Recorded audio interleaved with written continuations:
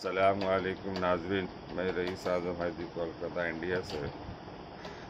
حضرت ابو سعید خدری رضی اللہ تعالیٰ عنہ فرماتے کہ میں فقراء مہاجرین کی ایک جماعت میں بیٹھا ہوا تھا۔ ان لوگوں کے پاس اتنا کپڑا بھی نہ تھا کہ جس سے پورا بدن ڈھانپ لے۔ بعد نے بعض کی آڑ لی ہوئی تھی اور ایک صحابی رضی اللہ تعالیٰ عنہ قرآن شریف پڑھ رہے تھے کہ اس دوران رسول اللہ صلی اللہ علیہ وسلم تشریف لائے اور بالکل ہمارے قریب کھڑے ہو گئے۔ رسول اللہ صلی اللہ علیہ وسلم کی تشریف آوری پر تلاوت کرنے والے صحابی خاموش ہو گئے۔ آپ صلی اللہ علیہ وسلم نے سلام کیا، پھر دریافت فرمایا تم لوگ کیا کر رہے تھے؟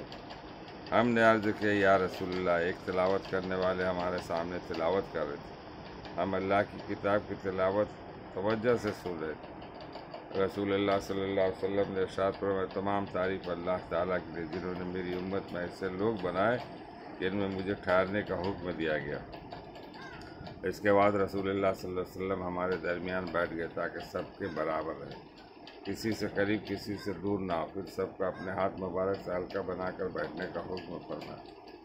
چنانچہ سب حلقہ بنا کر نبی کریم صلی اللہ علیہ وسلم کی طرف منہ کر کے بیٹھ گئے۔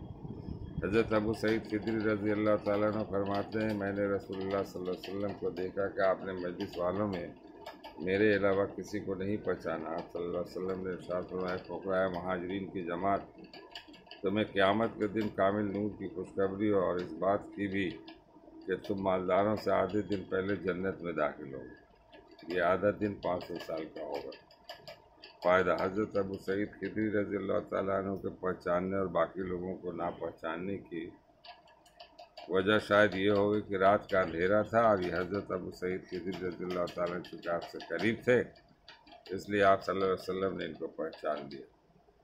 حضرت سعد بن ابی وقاص رضی اللہ تعالیٰ عنہ فرماتے ہیں کہ میں نے رسول اللہ صلی اللہ علیہ وسلم کو یہ ارشاد فرماتے ہوئے سنا، یہ قرآن کریم فکر و بے قراری پیدا کرنے کے لیے نازل ہوا ہے۔ جب تم اسے پڑھو تو رویا کرو، اگر رونا نہ آئے تو رونے والوں جیسی شکل بنا لو، اور قرآن شریف کو اچھی آواز سے پڑھو، کیونکہ جو شخص اسے اچھی آواز سے نہ پڑھے وہ ہم میں سے نہیں، یعنی ہماری کامل سبق کرنے والوں میں سے نہیں۔ ابن ماجہ۔ فائدہ: علماء نے اس روایت کو دوسرے معنی میں یہ بھی لکھے ہیں کہ جو شخص قرآن کریم کی برکت سے لوگوں سے مستغنی نہ ہو وہ ہم میں سے نہیں۔ اللہ تعالیٰ ہم لوگوں کو پڑھنے اور سننے سے زیادہ عمل کرنے کی توفیق عطا فرمائے۔ وما علینا الا البلاغ۔